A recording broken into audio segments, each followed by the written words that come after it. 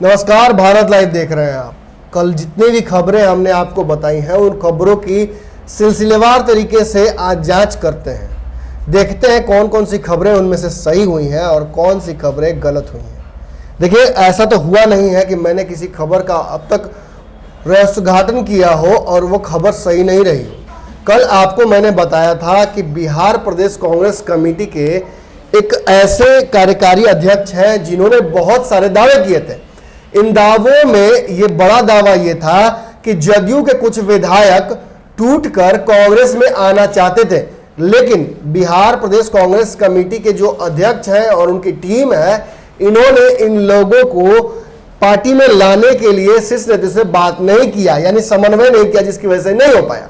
बाद में इन्हीं महोदय ने दावा किया था कि रामविलास पासवान टच में है। टच में है मतलब कहीं ना कहीं महागठबंधन के लिए उनके दिल में बुलबुले फूट रहे हैं और बुलबुले को फोड़ने का काम भैया जी कर रहे हैं। लेकिन सच्चाई ये है कि इनके दावों की हकीकत खुल गई। कल हमने दावा किया था कि चिराग पासवान महागठबंधन में आने को तैयार ही नहीं है।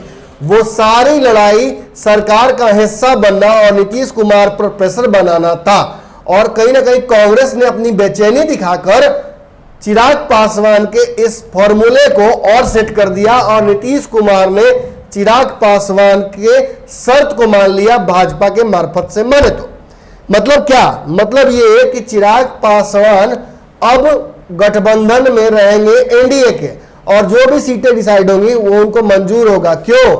क्योंकि वो सबसे बड़ी जो मांग कर रहे थे कि उन्हें सरकार का हिस्सा जब सरकार बने तो बनाया जाए, यानी उनके एमएलएस को मंत्रालय मिले, वो मान ली गई है भाजपा की तरफ से। नीतीश कुमार को इसके लिए राजी कर लिया गया है। अब अगर नीतीश कुमार राजी नहीं हुए तो वो तो बाद में पता चलेगा, लेकिन बड़ी बात यह है कि चिराग पासवान से किसी की बात नहीं हुई थी। रामविलास पासवान इतने छोटे नेता नहीं है कि अगर उन्हें महागठबंधन में आना हो तो वो लालू और सोनिया को छोड़कर किसी औने पौने नेता से बात करेंगे।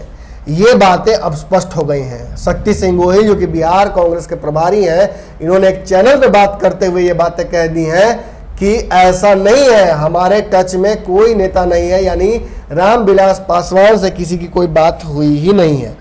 तो आखिर ये भाई साहब इतने बेचैन क्यों हैं? बिहार कांग्रेस के एक ऐसे नेता जो राज्यसभा के सांसद भी हैं और बड़े दिग्गजों में उनका नाम भी आता है। पूर्व में भी जब अशोक चौधरी बिहार कांग्रेस के अध्यक्ष थे तो 5 बार इनको हटाकर अपना नाम उन्होंने सजेस्ट किया था। उनके कार्यकर्ताओं ने तो बिहार प्रदेश कांग्रेस कमेटी के कार्यालय सदाकत आश्रम पर आधिपत्य यानी हाईजैक करने का भी प्रयास किया था। लेकिन अशोक चौधरी के साथ खास बात थी कि वो राहुल गांधी के बहुत करीबी लोगों में से आते थे और राहुल गांधी का भरोसा जीत चुके थे, इसलिए उनको हटा पाना यह संभव नहीं था इनके लिए। लेकिन बाद में अशोक चौधरी हटे और जिसकी वजह से एक और खानदानी नेता मदन मोहन झा को, जो कि सवर्ण जाति से आते हैं, ब्राह्मण जाति से आते हैं, उनको मौका मिला। हालांकि मदन मोहन झा ने कोई बहुत अद्भुत कार्य नहीं किया है बिहार कांग्रेस कमेटी के लिए, लेकिन जो कमेटी अशोक चौधरी के बाद काफी डरी सहमी थी, काफी टूट का एक बड़ा संभावना था, उस पार्टी को अपने साथ जोड़े रखना और उसमें एक भी टूट ना होने देना, यह अपने आप में एक बड़ी उपलब्धि है। साथ ही साथ एक स्थायी नेतृत्व भी कहीं ना कहीं मिल गया है बिहार कांग्रेस कमेटी को। लेकिन जैसे ही चुनाव नजदीक आए हैं, कुछ लोगों की महत्वाकांक्षाएं फिर से बढ़ने लगी हैं और इन्हीं महत्वाकांक्षाओं की उपज है ये जो भ्रमित करने वाली खबरें आ रही हैं कि रामविलास पासवान कांग्रेस के संपर्क में है, जदयू के विधायक आ सकते हैं कांग्रेस में।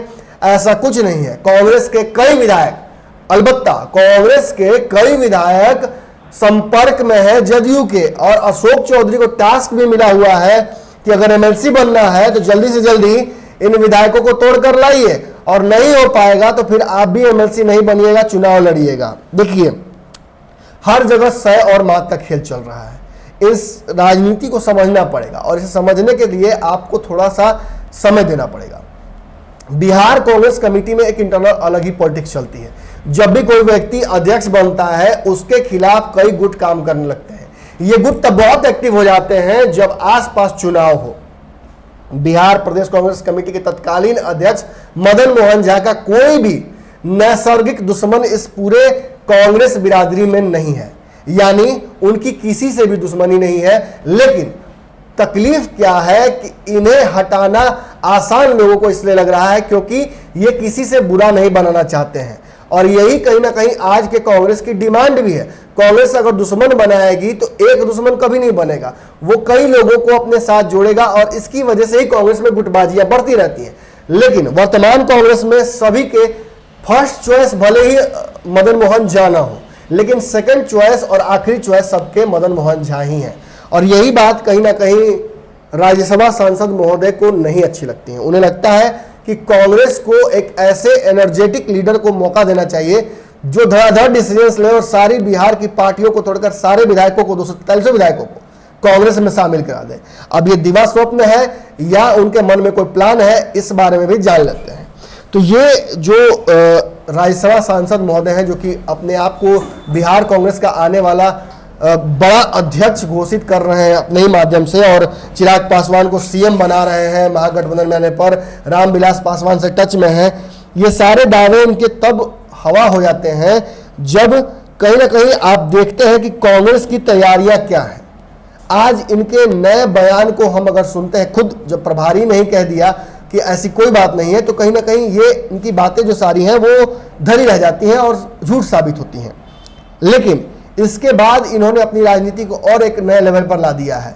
अब इन्हें कहीं ना कहीं चिराग पासवान से अलग हटकर महागठबंधन पर फिर से अपना फोकस बढ़ा दिया है।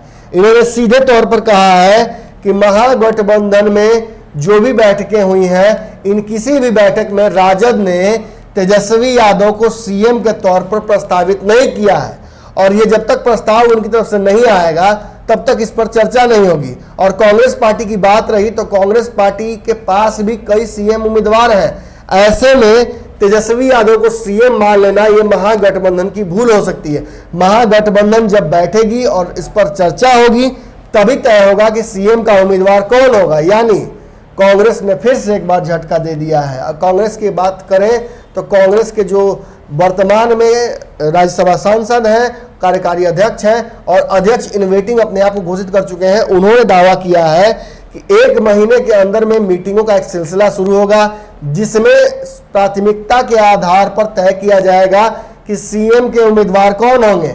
लेकिन उसको भी कहीं ना कहीं इन्होंने एक फॉर्मूले के तहत दिया है। इनका कहना है कि जो सबसे बड़ा दल होगा उसी का सीएम कैंडिडेट होगा। यानी चुनाव के बाद जिस पार्टी के पास सबसे ज्यादा सीटें आएंगी वो पार्टी तय करेगी कि सीएम कौन होगा। देखिए, ऐसे तो बड़ा आसान है इस चीज को समझ लेना कि कहीं ना कहीं राजद की सीटें अभी ज्यादा है, राजद की सीटें आने वाले समय में भी ज्यादा होंगी क्योंकि राजद ज्यादा सीटों पर चुनाव लड़ रही है।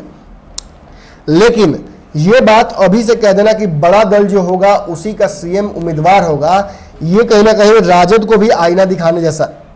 और सबसे बड़ी बात यह है कि वर्तमान परिस्थिति में कांग्रेस राष्ट्रीय पार्टी होने के चलते बड़ी पार्टी तो है ही, लेकिन ये जो दावे किए जा रहे हैं इन दावों की हकीकत क्या है? क्या कांग्रेस पार्टी अपने तरफ से कोई सीएम कैंडिडेट देना चाहेगी? क्या तेजस्वी यादव को सीएम मानने से कांग्रेस पार्टी को परहेज है? तो ऐसा नहीं है। मैंने आपको पूर्व में भी कहा है कि सोनिया गांधी हो या राहुल गांधी हो, ये तेजस्वी यादव को नेता प्रतिपक्ष बनाने के पीछे कारण ही यही है कि उन्हें ही सीएम प्रोजेक्ट किया जाएगा।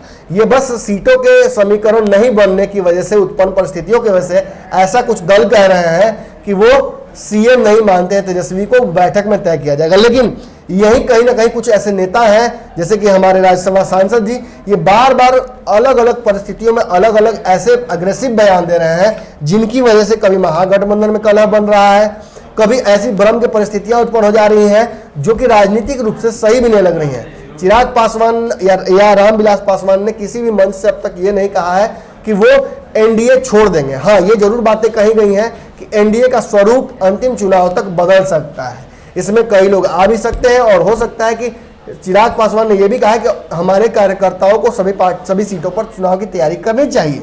लेकिन ये नहीं कहा है कि महागठबंधन की तरफ वो जा सकते हैं। और यही कहीं ना कहीं कांग्रेस ने अपनी बेचैनी दिखाकर, खासतौर पे जो राज्यसभा सांसद महोदय हैं, इनकी बेचैनी की वजह से ये समस्याएं आ गई हैं। अब क्या होगा? अब इन परिस्थितियों में इनके बयान को किस संदर्भ में लेना चाहिए? देखिए, इन्होंने 2-3 बयान और दिए हैं। एक बयान इनका यह है कि कांग्रेस बिहार में काफी कमजोर इसलिए भी हो जा रही है क्योंकि कांग्रेस के पास कोई अभी तक कमेटी फिक्स नहीं बनी है चुनाव के लिए। इसके अलावा इन्होंने कहा कि बिना दूल्हा के बाराती कांग्रेस हो गए हैं बिहार में, इन्हें एक कुशल नेतृत्व करना चाहिए। और यह भी दावा किया है कि शीर्ष नेतृत्व से इनकी बातचीत हो गई है और एक बड़ा अमूलचूल परिवर्तन होने जा रहा है बिहार कांग्रेस में। इसके अलावा इन्होंने कहा है कि कोरोना, बिहार में उद्योगों की कमी, बाढ़ की समस्या, इन सभी की वजह से बिहार कांग्रेस को नीतीश कुमार पर हमला करना चाहिए, जो कि वो पूरी तरीके से नहीं कर पा रही है क्योंकि कुशल नेतृत्व करता यहाँ नहीं है। तो ये अब इन बयानों को जब हम जोड़ते हैं पूर्व के बयान से तो कुछ एक पैटर्न दिख रहा है। अगर आपको नहीं दिख रहा तो मैं दिखा देता हूं। अगर देखें तो अखिलेश सिंह ये जो बयान दे रहे हैं कि बिहार कांग्रेस कमेटी नहीं काम कर पा रही है, इसमें कमेटी तक बनी नहीं है, अध्यक्ष की जो इच्छा शक्ति है उसकी कमी लग रही है, बिहार में कई मुद्दे हैं, बिहार में कांग्रेस में एक बड़ा परिवर्तन हो सकता है, इन सभी को जोड़ने पर यह समझ में आता है कि कहीं ना कहीं अपनी फील्डिंग खुद ही कर रहे हैं और अध्यक्ष बनने की रेस में अपने आप को आगे ला रहे हैं। हालांकि बिहार कांग्रेस में अध्यक्ष बदलने का सिलसिला चुनाव के वक्त कभी नहीं रहा है और ऐसी खबरें जरूर कहीं ना कहीं से आ रही हैं कि बिहार प्रदेश कांग्रेस कमेटी के अध्यक्ष को बदला जा सकता है, लेकिन मदन मोहन झा को बहुत ठोक पीट कर बनाया गया है कांग्रेस का अध्यक्ष। और वैसे समय में बनाया गया है जब अशोक चौधरी ने पार्टी को बड़े टूट की तरफ ले जाने का संकेत दिया था और आज भी अशोक चौधरी इंतजार में है कि कांग्रेस के विधायक कैसे उनकी तरफ आ सकते हैं। ऐसे में हमने भी खबर चलाई थी, आपको बताया था एक एक नाम लेते हुए कि कौन कौन से वो लोग हैं जो कि पार्टी छोड़ सकते हैं अगर आज के आज अध्यक्ष बदल जाए। पार्टी से पकड़ हटेगी, कई कार्यकर्ता और विधायकों को जो वादा किया हुआ गया है कि उन्हें चुनाव में फिर से मौका मिलेगा, वो भी वादे कहीं ना कहीं धरे रह जाएंगे। ऐसे में बड़ी टूट कभी भी हो सकती है। तो आप समझ सकते हैं कहीं ना कहीं महत्वाकांक्षाएं भारी पड़ रही है कांग्रेस पर, चाहे महागठबंधन में चिराग पासवान की एंट्री को लेकर अपनी ही अब खुद से भद पिटवाना हो या आज की परिस्थिति में ये आग लगा देना बिना आवश्यकता के कि बिहार कांग्रेस और बिहार के महागठबंधन के बाकी दल मिलकर तय करेंगे कि सीएम कौन है। तेजस्वी सीएम नहीं हो सकते हैं जब तक कि तय न कर ले कांग्रेस। और बड़ी पार्टी का भी दावा कहीं ना कहीं करना यह साबित करता है कि महागठबंधन में भी अब अनायास ही प्रयास किया जा रहा है कंफ्यूजन क्रिएट करने का। और ये सब इसलिए हो रहा है क्योंकि अध्यक्ष की कुर्सी बिहार प्रदेश कांग्रेस कमेटी की किसी को चाहिए। अगली खबर में आपसे फिर मुलाकात होगी। इस खबर में इतना ही। ऐसी ही अंदर की खबरें आपको लगातार भारत लाइव दे रहा है, इसके लिए आपको इस चैनल को सब्सक्राइब करना चाहिए। बहुत जल्दी नए खबर के साथ आपसे मुलाकात होगी। धन्यवाद। बढ़ाएं अपना कदम सक्सेस की ओर शिखर करियर इंस्टीट्यूट के साथ। शिखर करियर इंस्टीट्यूट पूर्वी भारत में एकमात्र कोचिंग संस्थान जो एक्सक्लूसिवली है मेडिकल एंट्रेंस एग्जाम के लिए।